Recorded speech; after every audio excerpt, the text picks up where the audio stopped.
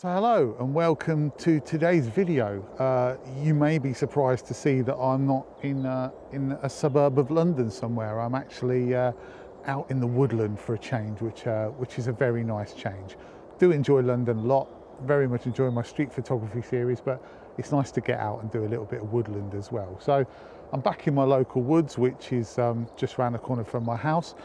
I've got to say, last time I came here, I think there's been some tree felling going on because this area was nowhere near as clear as it is at the moment. So it's a bit strange actually, but that's okay because it's opened up a few more compositions actually.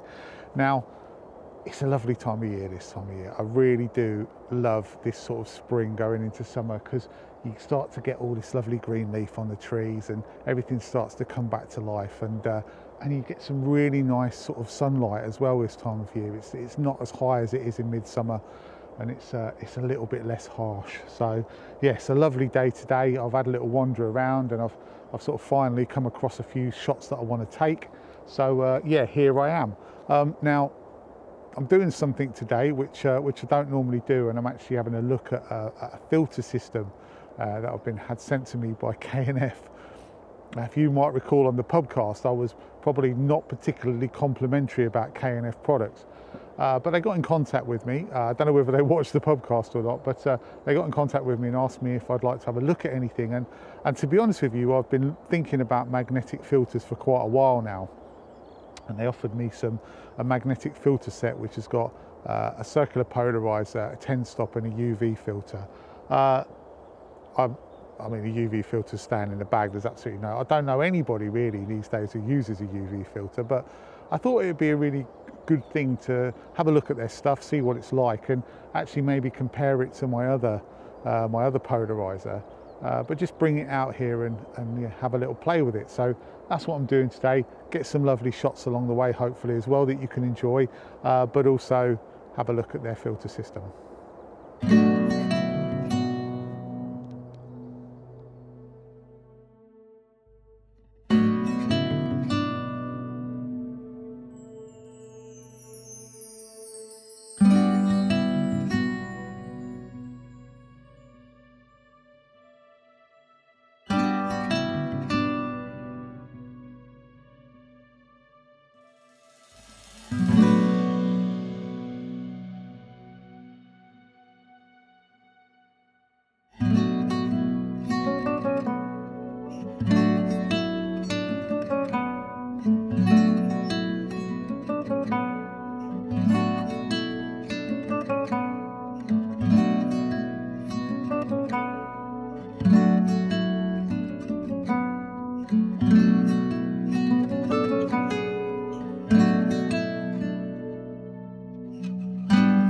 So as I was saying, this whole area is really, it feels like it's thinned out, and that's kind of allowed me to walk in here. Now I'm pretty sure I might throw up some footage of the last time I was here, and I was shooting literally just over there. That's definitely gone. That's 100% that's changed. That image has changed from what I shot last time.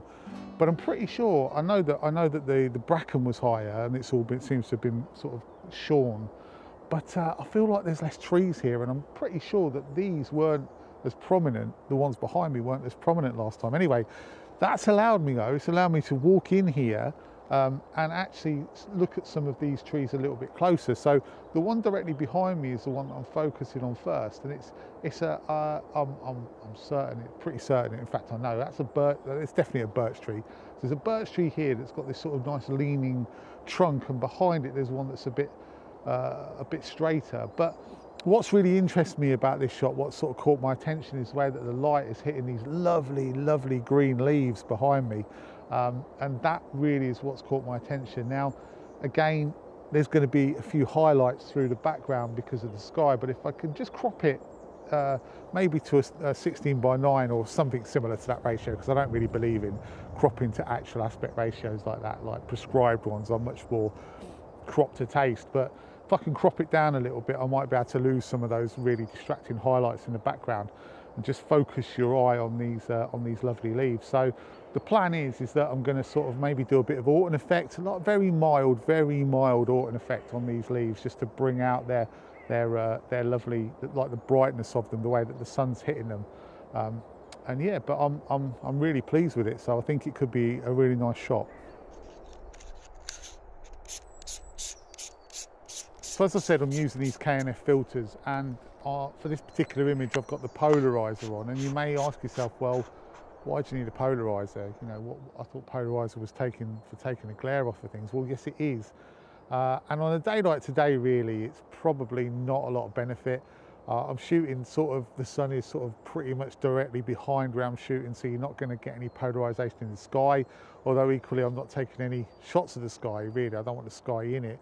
But it just, in certain conditions, the polarizer in the woodland works really well, because it sort of, especially if it's wet, it'll just cut through that glare off the water, where the water is reflecting off the leaves, and it will just give you a richer feel. So that's why, and I pretty much always have a polarizer on the front of my camera when I'm doing any type of landscape or woodland image, simply because I just feel it adds that little bit. You can just get, just drag a little bit of richness and saturation out of the scene. So this K&F one, it's like I said, it's a magnetic one, so it's pretty good in terms of, I mean, it takes a little bit to get off, like, so it's pretty sturdy, it isn't going anywhere, and it clips on really nicely there, and then obviously you can twist it, and that's where you get your polarization. So I am though going to take this very same image with my Nisi polarizer, which is my go-to polarizer, the one that I've had for years and years,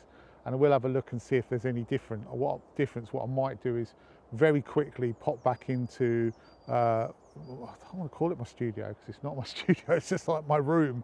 I might pop back into where I do my editing and maybe have a little look to see if there's any difference with color cast or image quality between the Nisi and this K&F.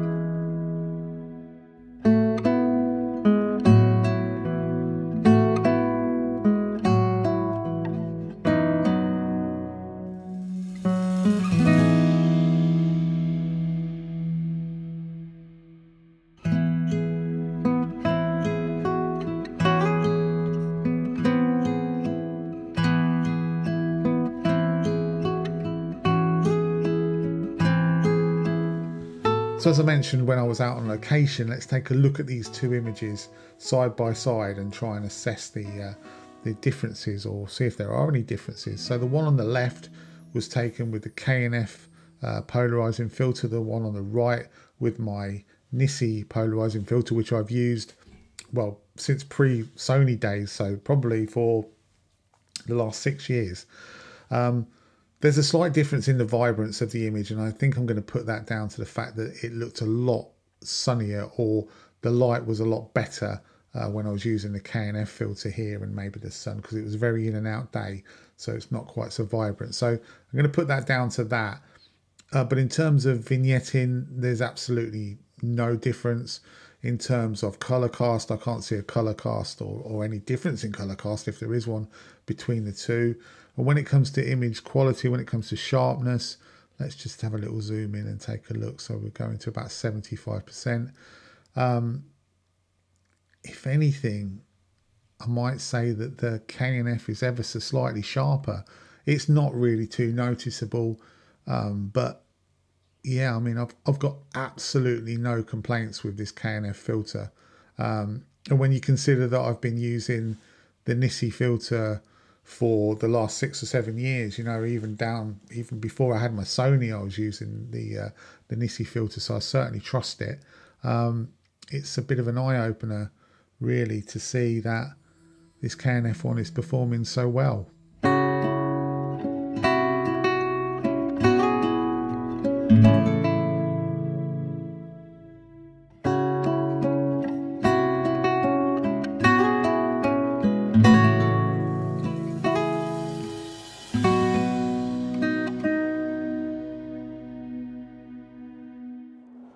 Okay, so I've just wandered over now the other side of this little pathway out to this farmer's field, well on the very edge of the farmer's field, still in this woodland. Unfortunately, the field is private land and there are notices up saying no trespassing, so you have to respect that. It's a real shame because there's a lovely lone tree that you can probably see behind me out in this field, and it's a real shame that you can't get any closer to actually get a really nice shot of it. But what I'm going to do is I'm going to take the shot from here because it's going to give me an excuse to have a go with the K&F 10-stop filter. I very rarely shoot 10-stop filters, but because the sky is moving quite fast and you've got some clouds dragging across the scene, I thought I might shoot a 10-stop and have a go at capturing this lone tree. Now I've only got my 24 to 105 millimeter with me, so I'm going to have to crop it in significantly, but it might be interesting and we can just have a little look at the filter anyway. So before I get round to taking the shot, actually, it might not be a bad idea just to see exactly how strong the magnet is on this, because you know, you don't want to be wandering along and suddenly your filters are dropping off because the magnet isn't quite strong enough to hold the 2. I haven't tried it with the 3, I'll be honest with you, because like I said before, the UV filter is pretty redundant. So K&F, if you're watching, I would advise you to switch out the UV filter for a 6-stop. It'd be a lot more useful for photographers because sometimes the 10-stop's just too much and the 6-stop's quite a nice little in between. So yeah, I would recommend that. But here is the camera and it's got the 2 filters on it. So we'll give it a bit of a shake, and as you can see, it's not really going anywhere, is it? So that's pretty good. The magnets are clearly very strong and they're holding those 2 filters on without any problem. So I would certainly feel confident wandering around handheld, holding the camera. Maybe if there's a little bit of a droop somewhere on your thing, or you have a little bit of an accident, it doesn't look like they're going to drop off. So that is a good thing. Anyway, let's get back to trying to take this shot and we'll see what we can get.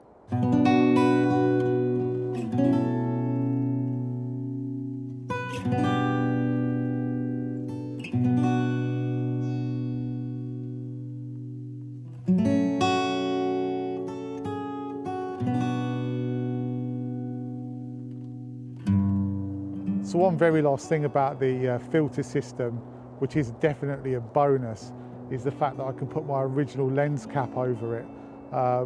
The Nisi system that I use at the moment, I had to buy a separate lens cap because it's considerably bigger. And the difficulty with that, or the real pain with that, is the actual cap was so tight. I used to, most of the time I had to use my keys to get it off, or if I was using my fingers on a cold day, it was actually quite painful. I know it sounds a little bit ridiculous, but that is definitely a bonus. Now, in terms of whether I would recommend the K&F system, I can't tell you yet because I haven't actually looked at the images, but what I'll do is I'll stick a little thumbs up or thumbs down or even a thumb sideways about now, so you can see what I'm actually feeling about it. So let me just very briefly jump in here and say that I have had a look at the images and I have considered everything. And I think the most telling factor that you'll see is if I show you my camera, the K&F filter system is actually on it now and it's going to stay on it. So I've loved using my other one, I've loved using my Nisi filter system, but simply for the fact that there's no degradation in quality. It's almost identical. If anything, the K&F is slightly sharper, like I said. But the fact that it's so small and lightweight and compact, this is the pouch that I've got that comes with it. The filters just pop in there and it's so light and it's so easy just to pop those magnetic filters on and off. You put on your filter ring, you can put your lens cap over the top of it if you're not using any filters, and then you just pop on the filters whenever you need them. So for me, it's a no-brainer. K&F did send me these filters for nothing, I'm not going to lie, but I'm not going to promote them or say to you I would use them if I'm not. I promise you they are now going to stay on my camera. So back to the video. If you are interested in having a look at it, I'll stick a link in the description. I think I've got they sent me a little voucher code thingy that you might get 5% off it or something for a certain amount of time. So that'll also be in the description. But more importantly than all of that, thank you very much for watching. I hope you've enjoyed today's video. I hope that you've enjoyed the images. And even though it was a little bit of a product review, which people can find a bit of a cop-out, at least I hope that I did manage to take a few nice images and talk you through some of my compositions as well along the way. So anyway, I'll be back next time. Not sure where I'm going to be. But you know, I've got the London A to Z carrying on. I'm certainly going to come out and do a bit more woodland. There's some bluebells growing, very early bluebells signs are growing over there, so that's very good. So hopefully I'll get out and take some nice shots of some bluebells, and I'll leave you with a couple of other images that I've taken on my little wander around. So thank you very much for watching, and I'll see you next time.